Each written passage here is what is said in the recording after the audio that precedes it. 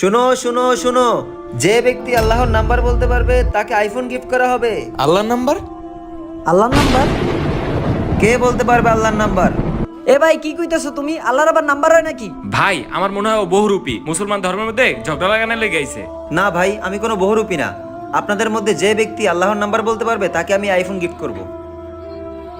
আমি আপনাদের বলবো আল্লাহর নাম্বার, কিন্তু আমার একটা শর্ত আছে। কেমন শর্ত ভাই? আমি নাম্বার বলার পর আপনাদেরও আল্লাহর সাথে কথা বলতে হবে। ঠিক আছে বলবো।